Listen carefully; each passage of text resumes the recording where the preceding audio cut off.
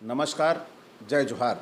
साथियों, जागो पंच में आप सभी का हार्दिक स्वागत, अभिनंदन। साथियों, आप सभी ने वाल्मीकि रामायण के बारे में बहुत अच्छी तरह से सुना होगा, जाना होगा और पढ़ा भी होगा। बहुत सारे लोगों ने देखा भी होगा, क्योंकि यह टीवी पर और सीरियल के रूप में यह लगातार आती रही है और यूट्यूब पर आप इसे देख सकते हैं जाकर। रामायण अपलोड भी है। तो साथियों, यहाँ पर आज हम चर्चा करेंगे कि रामायण के राम यादवों के शत्रु थे या मित्र थे, यह आपको मैं बताऊंगा। और आप वीडियो के अंत तक बने रहें और आप खुद ही महसूस करेंगे कि राम यादवों के मित्र थे या शत्रु। और ये बहुत ज़्यादा ज़रूरी है, क्योंकि जब तक हम जानेंगे नहीं कौन व्यक्ति हमारा शत्रु है, कौन व्यक्ति हमारा मित्र है, जब तक जानेंगे नहीं तब तक हम पागलों की तरह उसके पीछे दौड़ते रहेंगे। क्योंकि अंधानुकरण कभी कभी नुकसान करता है, यानी अंधविश्वास और पाखंड कभी कभी बहुत बड़ा नुकसान कर देता है। तो आइए चलते हैं वहाँ उस सीन पर जहाँ पर राम और यादवों की यानी अहीरों की शत्रुता के बारे में आपको बताया जाएगा कि राम ने आखिर अहीरों के ऊपर अपना बाण क्यों छोड़ दिया समुद्र के कहने पर। तो आइए चलते हैं, उसे विधिवत आपको मैं पढ़कर सुनाता हूं कि ऐसी क्या स्थितियां आ गई थी कि राम ने अहीरों के राज्य पर, द्रुमकुल राज्य पर बाण छोड़ दिया और पूरा का पूरा समूल नष्ट हो गया। आइए चलते हैं, देखते हैं कि वाल्मीकि रामायण ने लिखा क्या है। युद्ध कांड की बात है, युद्ध कांडम सर्ग 22 की बात है। और मैं इसको शुरुआत से ना लेकर मैं बीच से ले रहा हूँ। यहाँ पर तब रघुकाल तिलक श्री राम ने समुद्र से कठोर शब्द में कहा। ये जो इसका श्लोक नंबर 1 है युद्ध कांड का, सर्ग 22 का, उसका पहला श्लोक में पढ़ रहा हूँ। तब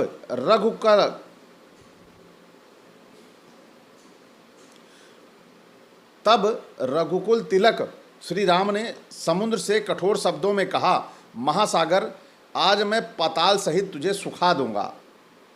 सागर, मेरे बाणों से तुम्हारी सारी जलराशि दग्ध हो जाएगी, तू सूख जाएगा और तेरे भीतर रहने वाले सभी जीव नष्ट हो जाएंगे। उस दशा में तेरे यहाँ जल के स्थान में विशाल बालू की राशि पैदा हो जाएगी। समुद्र मेरे धनुष के द्वारा की गई बाण वर्षा से जब तेरी ऐसी दशा हो जाएगी, तब वानर लोग पैदल चलकर समुद्र पार पहुंच जाएंगे। ये तीसरा श्लोक है। और चौथा श्लोक है, दानवों के निवास स्थान, तू केवल चारों ओर से बहकर आई हुई जलराशि का संग्रह करता है।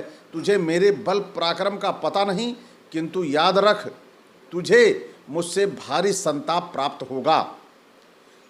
यूं कहकर महाबली श्री राम ने ब्रह्मदंड के समान भयंकर बाण को ब्रह्मास्त्र से अभिमंत्रित करके अपने श्रेष्ठ धनुष पर चढ़ाकर खींचा।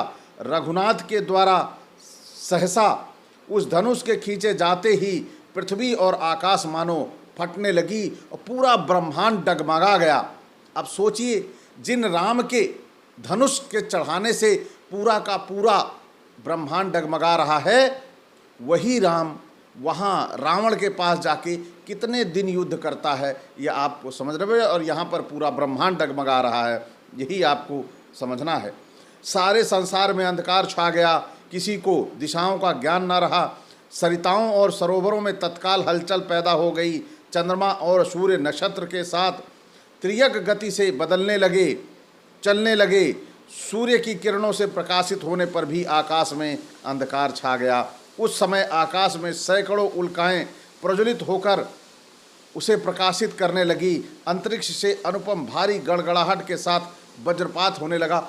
अब आप समझ सकते हैं, जिस राम के एक बाण चढ़ाने पर इतनी चीज़ें हो रही हैं, क्या हो रहा है, उल्काएं प्रज्वलित हो रही हैं, दिन में ही अंधेरा छा गया। और स्थितियां आप सभी के सामने हैं। और फिर श्लोक नंबर 10 में लिख रहे हैं, परिवह आदि वायु वेदों का समूह बड़े वेग से बहने लगा मेघों की घटा उड़ाता हुआ बारंबार वृक्षों को तोड़ने, बड़े बड़े पर्वतों से टकराने और शिखरों को खंडित करके गिराने लगा। आप सभी सोच सकते हैं कि इस समय की स्थिति क्या होगी। तो इसके बाद फिर जब ऐसी स्थिति आ गई, उसके बाद क्या समुद्र घबराया? क्या समुद्र दौड़ा दौड़ा राम के पास आया? क्या राम ने इतना भयभीत कर दिया समुद्र को कि समुद्र मजबूर होकर राम के सामने प्रस्तुत हो गया? तो इस प्रकार नदी और नदियों के स्वामी उस उद्दत समुद्र के मर्यादा लांघ कर बढ़ जाने पर भी मधुसूदन श्री रामचंद्र ही अपने स्थान से पीछे नहीं हटे। जब इधर रामचंद्र ये सब कर रहे थे तो समुद्र भी अपना वेग बढ़ा रहा था और ऊपर की तरफ उठा चला आ रहा था, लेकिन वह राम डिगे नहीं। तब समुद्र के बीच से सागर स्वयं मूर्तिमान प्रकट हुए और मानो महाशैल महापर्वत के उद्भूत उद्घाटन से सूर्यदेव उदित हुए हों। अब देखिए कितनी प्रशंसा। चमकीले मुख वाले सो के साथ समुद्र का दर्शन हुआ। उनका वर्ण स्निग्ध मणि के समान श्याम था। देखिए प्रशंसा भरे शब्दों में यहाँ पर लिखा गया है। दूसरी तरफ क्या क्या लिखा गया था ये सभी आप सभी समझ सकते हैं। यहाँ समुद्र की प्रशंसा हो रही है, दूसरी तरफ राम की प्रशंसा हो रही है। यानी वाल्मीकि का उद्देश्य क्या था, यह आप सभी के सामने स्पष्ट हो जाएगा बहुत जल्द ही। अब देखिए, सुवर्ण और तपे हुए कंचन के आभूषण उनकी शोभा बढ़ाते थे। वह अपने ही भीतर उत्पन्न हुए रत्नों के उत्पन्न आभूषणों से विभूषित था। यानी सागर था, जो समुद्र था, वह अपने समुद्र में जो आभूषण थे उन्हीं को पहने हुए बाहर आया। इसलिए नाना प्रकार के धातुओं का वह हिमवान पर्वत के समान शोभा पाता था। अपने विशाल वक्ष स्थल पर कौस्तुभ मणि के सदृश एक श्वेत प्रभा से युक्त सब धारण किए हुए और मोतियों की इकहरी माला अपने गले में पहने हुए प्रकाशवान था वो। और तब जितने भी, मैं थोड़ा बीच में कुछ श्लोक स्किप करूंगा और मौके पर आपको ले चलता हूं। फिर वहाँ पर सौम्य रघुनंदन पृथ्वी वायु आकाश जल तेज सर्वथा अपने स्वभाव में स्थित रहते हैं। अपने सनातन मार्ग को कभी नहीं छोड़ते, सदा उसी के आश्रित रहते हैं। यानी यहाँ भी सनातन मार्ग क्या है? वायु का। अब सोचिए, वायु का मार्ग जो है वह सनातन है, यानी पुराना है। और लोग समझते हैं कि हाँ सनातन धर्म है, कि वायु भी सनातन मार्ग पर चल रही है। वायु सनातन मार्ग पर नहीं चल रही है। वायु अपने जिस पे पुराने मार्ग पर जो चल रही थी उसी पे चल रही थी। यहाँ उसके लिए सनातन मार्ग नहीं आया है। लेकिन अब बोलेंगे दूसरे, यानी जो सनातन मार्ग जिसको बताते हैं कि नहीं, हमारा सनातन धर्म बड़ा पुराना है, सनातन की बातें पुरानी चली आ रही हैं, वो यहाँ पे सनातन मार्ग, सनातन का मतलब पुराना से है, यह नहीं है कि वह धर्म है। आगे चलते हैं। राजकुमार मैं और मगर और नाक आदि से, मतलब यहाँ थोड़ा मिस प्रिंटिंग हुई है, प्रूफ रीडिंग की गलती है, नाग होगा यहाँ पे। राजकुमार मगर और नाग आदि से भरे हुए अपने जल को किसी कामना से, लोभ से अथवा भय से किसी की तरह स्तंभित नहीं होने दूंगा। श्रीमान, मैं ऐसा उपाय बताऊंगा। देखिए समुद्र की चाल, कि मैं ऐसा उपाय बताऊंगा कि जिससे आप मेरे पार चले जाएंगे और सभी बानरों को हम कष्ट नहीं देंगे। सारी सेना पर पार उतर जाएगी और मुझे खेद नहीं होगा। मैं आसानी से सब कुछ सह लूँगा। बानरों के पार जाने के लिए जिस प्रकार पुल बन जाए वैसा मैं प्रयत्न करूँगा, ऐसा समुद्र ने कहा। अब जब ऐसा समुद्र ने कहा तो समुद्र की बातें क्या रही होंगी, यह आप सभी के सामने स्पष्ट है। तो यहाँ पर श्री रामचंद्र जी उसकी बात सुनकर वह प्रसन्न हो गए कि यह बता रहा है कि ये मेरे को जब पार होने के उपाय बता रहा है तो मैं इसके ऊपर बाण क्यों छोड़ूं। वह बेचारे खुशी हो गए और खुशी होकर, आनंदित होकर कहने लगे कि अब ये बताइए कि जब कोई कष्ट नहीं होगा तो मैंने ये जो अमोघ बाण चढ़ा लिया है, इस बारे में आप सभी को श्लोक सहित डिस्क्रिप्शन में मिल जाएगा, आप सभी चिंतित ना हो। या वाल्मीकि रामायण का युद्ध कांड सर्ग 22 निकाल लीजिएगा, आप सभी को जो मैं बोल रहा हूं यथावत वहां मिल जाएगा। जब परेशान होकर बाण तो अब चढ़ा लिया था, क्योंकि वो उतार सकते नहीं थे, क्योंकि उतारने की पहले कला नहीं सिखाई जाती थी, बाण चढ़ाने की कला सिखाई जाती थी। तो राम ने बाण चढ़ा लिया और उसके बाद कहा कि अब मैंने ये बाण चढ़ा लिया है समुद्र, अब ये बताओ मैं कहाँ छोड़ूं, इसे कहाँ छोड़ा जाए। रामचंद्र की यह बात सुनकर महासागर ने यानी समुद्र ने रघुनंदन से कहा कि प्रभु, आप जगत में सर्वथा विख्यात एवं पुण्य आत्मा हैं, यानी आप बहुत प्रसिद्ध हैं, आप पुण्य आत्मा हैं, आत्माओं में आत्मा, पुण्य आत्मा, ऐसी पुण्य आत्माएं होती नहीं हैं, प्रशंसा के पूरे भाव चल रहे हैं। उसी प्रकार मेरे उत्तर की ओर द्रुमकुल्य नाम से विख्यात एक बड़ा ही पवित्र देश है। अब देखिए यहाँ पर जो द्रुमकुल्य देश है वह बड़ा ही पवित्र है, लेकिन वह देश पवित्र है, लेकिन वहाँ के लोग रहने वाले अपवित्र हैं। कैसे पवित्र रह सकता है ऐसा देश? ये वाल्मीकि की गलती है या हम लोगों की गलती है कि जो वाल्मीकि लिखते गए हम उसे मानते गए? अब देखिए यहाँ पर और भी बात आ रही है। फिर जहाँ अभीर आदि जातियों के बहुत से मनुष्य निवास करते हैं, जिनके रूप और कर्म बड़े ही भयानक हैं, वे सबके सब पापी और लुटेरे हैं, वे लोग मेरा जल पीते हैं। और जब ऐसा समुद्र ने राम से कहा तो राम जो है बिना कोई सवाल किए कि वे पापी हैं, उनके छू लेने मात्र से मैं अपवित्र हो जाता हूं। तो यहाँ पर सबसे बड़ा सवाल है क्या कि राम ने अवतार लिया था जानबूझकर कि उन्हें रावण के जैसे पापी का अंत करना है, लेकिन यहाँ पर अब सबसे बड़ा सवाल आ जाता है कि रावण से भी बड़ा पापी क्या ये द्रुमकुल्य राज्य था, अभीरों का राज्य था? तो समुद्र ने राम को ये सलाह क्यों नहीं दी कि यही बाण जो जा रहा था द्रुमकुल्य राज्य को खत्म करने के लिए, क्या वही बाण वहाँ से वो चलाकर लंका को समाप्त नहीं कर सकते थे? लेकिन आप यहाँ पर देखेंगे राम ने तनिक भी कोई हीला हवाली नहीं की, ना कोई प्रश्न पूछा, ना कोई ऐसे बातें की कि समुद्र उनकी जो अभीरों की बातें थी वह प्रमाणिक हो पाए। अभीर, अहीर, यादव ये सभी एक ही हैं। ये बढ़ते मतलब बिगड़ते हुए रूप अपभ्रंश के और सुधरते हुए ये यादव तक पहुँचे हैं। तो यहाँ पर जब वहाँ पर कहा उन्होंने कि द्रुमकुल्य राज पर फेंक दो, और राम ने बिना कोई सवाल किए उसे द्रुमकुल्य राज फेंक दिया और द्रुमकुल्य राज नष्ट हो गया। तो यही बाण क्या रावण के ऊपर नहीं छोड़ा जा सकता था कि जाकर वहाँ समुद्र को सुखाने की ज़रूरत होती, न समुद्र पर पुल बनाने की ज़रूरत होती, यहीं से बाण खींचते राम और द्रुमकुल्य वहाँ लंका पर छोड़ देते, लंका नष्ट हो जाती और पहले एक सुरक्षा चक्र वाला बाण छोड़ देते, सीता वहाँ पर बची रहती। तो ये सलाह समुद्र ने नहीं दी। दूसरी बात और आती है कि यहाँ पर बहुत सारी चीज़ें हैं। क्या पहली सबसे बड़ी बात आती है कि यहाँ राम को भगवान दर्शाया गया है, और क्या भगवान किसी जाति विशेष का दुश्मन हो सकता है?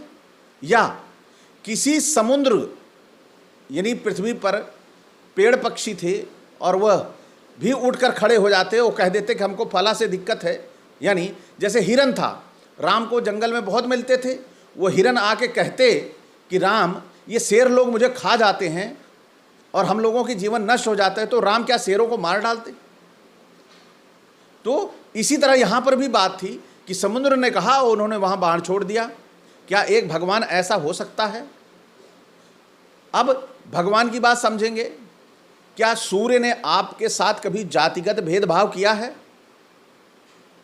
क्या नदियों ने आपके साथ कोई जात भेदभाव किया है? कभी आपसे आकाश ने जातिगत भेदभाव किया है? कभी हवा ने आपके साथ, वायु ने भेदभाव जातिगत किया है? ये सारे भेदभाव इन सभी ने नहीं किए होंगे, तो क्या राम आपसे जातिगत भेदभाव करते? यही बातें सबसे बड़ी समझने वाली हैं कि आखिर समुद्र की बात मानकर राम ने कोई प्रश्न न किया और बाण छोड़ दिया। यहाँ पर राम भगवान हैं, जैसा कि हमें बताया गया है, जैसा कि हमारे अयोध्या में मंदिर भी बना, सब कुछ चल रहा है। क्या राम इतने अबोध बालक थे कि वह समुद्र की बात बहकावे में आ गए? या फिर बातें और करेंगे कि चलिए ठीक है, राम ने ऐसा कर दिया, क्या उस समय की क्या ऐसी परिस्थितियाँ थी? क्या वाल्मीकि बहकावे में आए थे कि उनसे किसी ने जबरन ये लिखवाया? उस समय अहीरों का कोई बहुत बड़ा दुश्मन रहा होगा, उसने वाल्मीकि से कहा होगा कि तुम ऐसा लिखो, नहीं तुम्हारे लिए ठीक नहीं होगा। क्या ऐसा था? या वाल्मीकि की अहीरों से व्यक्तिगत दुश्मनी थी कि वाल्मीकि ने जानबूझकर ऐसा लिख दिया कि आगे चल के अहीरों के जो सभी लोग हैं वो कैसे विरोध में हो जाएं, ऐसा करने के लिए? तो परिस्थितियां ऐसी क्या थी? यहाँ पर जब हम सभी इन सवालों पर आएंगे तभी जाकर हमें समझ में आएगा कि आखिर राम जो हैं वह अहीरों के दुश्मन थे, यानी मित्र थे या शत्रु थे, यह समझ में आएगा। और इसे समझने के लिए हमें सबसे पहले प्रकृति को समझना पड़ेगा। राम यदि भगवान थे तो सबसे पहले वहीं पैरेलल खड़े कर लो प्रकृति को। उसी प्रकृति के निर्माण का एक हिस्सा है समुद्र।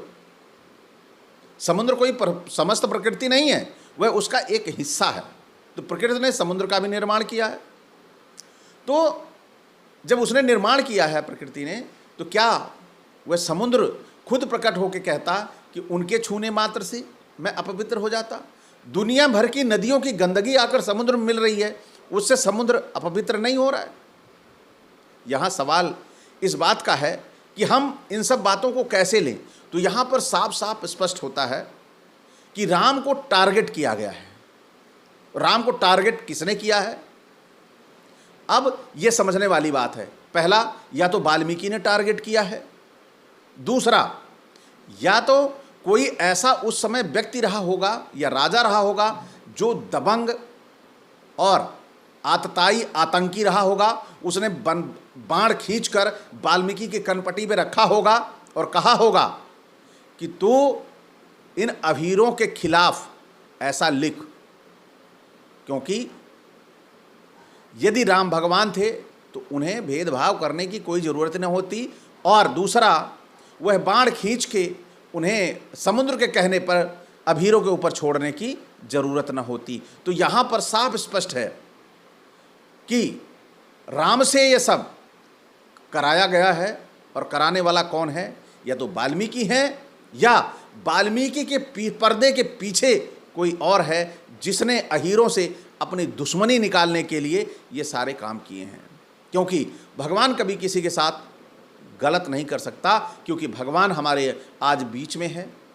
हम भगवान को देखते हैं, लगातार महसूस करते हैं, है ना। ये जो हमारी भूमि है, ये हमारा जो गगन है, और ये जो हमारी वायु है, और ये जो हमारा पूरा हमें दिखाई दे रहा है पूरी प्रकृति, यही हमारी भगवान है। और जब ये हमारे साथ इस तरह का अन्याय नहीं करती, कोई जातिगत या पशुगत, यानी हम एक सड़क पर पशु है और हम यहाँ मानव हैं, तो वह जब उनके साथ या हमारे साथ भेदभाव नहीं कर रही है, तो वह किसी अन्य के साथ भेदभाव कैसे करेगी? तो भगवान ऐसा भेदभाव कैसे करेंगे? यही हमें समझना होगा। यहाँ पर राम को शत्रु बनाने वाले केवल दो ही लोग हैं।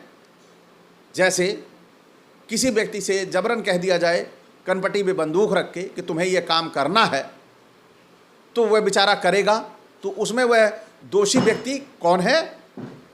जिसने कनपटी में बंदूक रखी है तो यही हमें समझना पड़ेगा कि वाल्मीकि भी हो सकता है मजबूर रहे हों और किसी के कहने पर ऐसा कर दिया हो। तो साथियों, आज का ये वीडियो आपको कैसा लगा? अच्छा लगा हो तो लाइक करें, और जो हमारे साथी नए देख रहे हैं वो चैनल को सब्सक्राइब करना ना भूलें और बेल आइकन की घंटी बजा लें, जिससे हमारे वीडियो का नोटिफिकेशन तुरंत गति से पहुंच जाए। और ज़्यादा से ज़्यादा इसे शेयर करें, जिससे हमें समझ में आ जाए कि हमारा असली शत्रु कौन था। नमस्कार, जय जोहार।